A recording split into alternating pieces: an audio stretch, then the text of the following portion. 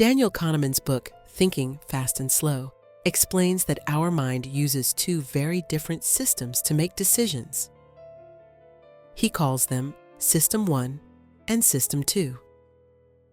These are not physical parts of the brain, but psychological modes of thinking, and understanding them helps us see why we make mistakes, why we misjudge people, and why we sometimes act against our own best interests. System 1 is fast, automatic, emotional, and instinctive. It reacts immediately. It is the mode that makes snap judgments.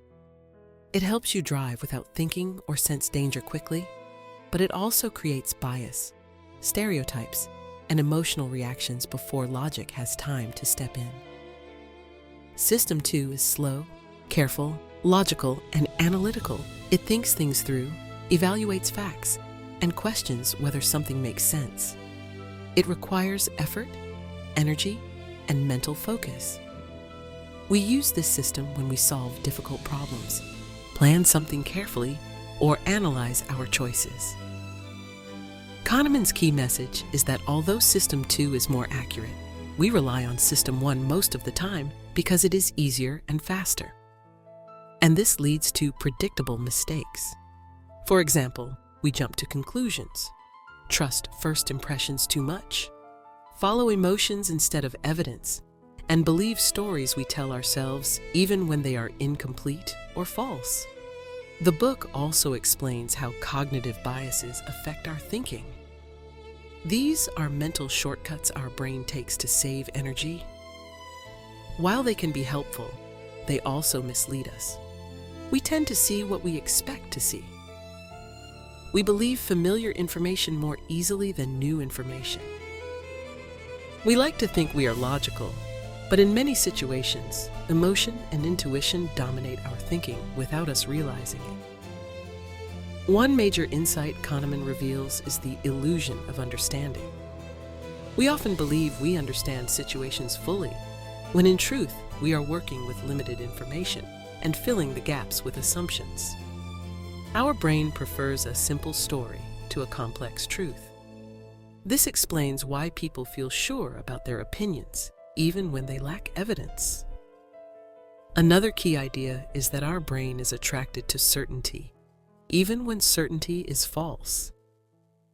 We like clear answers, so we choose explanations that feel emotionally satisfying. But reality is often messy, uncertain, and influenced by many factors. Kahneman teaches us to question easy answers and stay curious instead of jumping to conclusions. The book also talks about how our feelings influence our memory. When we remember an event, we do not remember the full experience, but only specific emotional moments and the ending. This is called the peak-end rule. It explains why we judge experiences based on how they ended rather than how they truly were from beginning to end.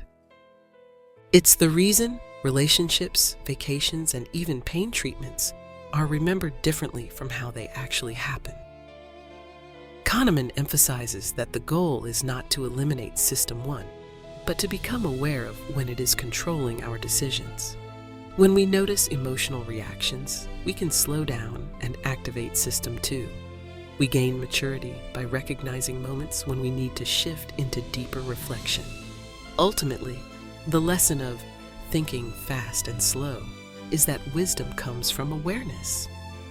We cannot stop our brain from using shortcuts, but we can become masters of our mind instead of victims of emotional impulses. The more we practice observing our thinking, the better our decisions become in relationships, finances, work, and personal growth. Most people believe intelligence comes from knowing facts, but Kahneman shows that real intelligence comes from understanding how we think. Practical application of the ideas in Thinking Fast and Slow. We do not read this book just to know the theory. We read it to transform how we think in real life.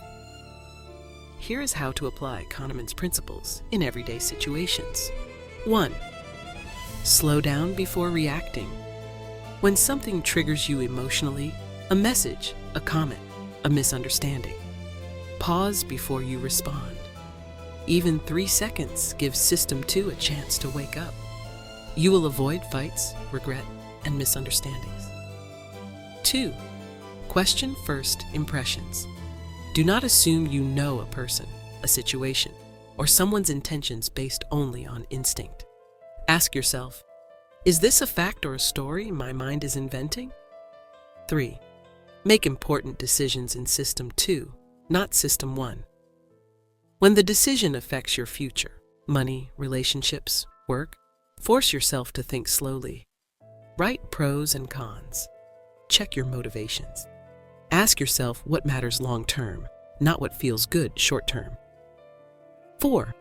Notice emotional biases. When you feel strongly, excitement, anger, fear, assume bias is present. Strong feelings often create false certainty. Train yourself to recognize, I feel strongly, but this doesn't mean I am right. 5. Focus on evidence, not assumptions. System 1 jumps to conclusions. System 2 asks, what facts actually support this thought? This alone will protect you from bad financial decisions, toxic relationships, and self-sabotage. 6. Use System 2 to choose your emotional reactions. You don't control what happens to you, but you control how you interpret it. Emotional maturity comes from choosing responses, not reacting automatically. 7. Practice mental humility. Say to yourself, I might be wrong. Let me look deeper. This protects you from ego, defensiveness, and stubborn thinking. It also makes you wiser and more respected. 8. Reflect daily. Take one situation each day and ask, was that System 1 or System 2? Awareness alone strengthens your mind like training a muscle. You don't become smarter by knowing more facts. You become smarter by learning how your mind works and by using that awareness to make better choices. That is the transformation this book gives you if you apply it. If this summary opened your mind and helped you understand yourself better, then make sure to subscribe to the channel and like this video. It tells YouTube that this content matters and it helps more people discover it. And comment below which book you want me to explore next. I read every suggestion, and together we are building a place of growth, knowledge, and emotional intelligence.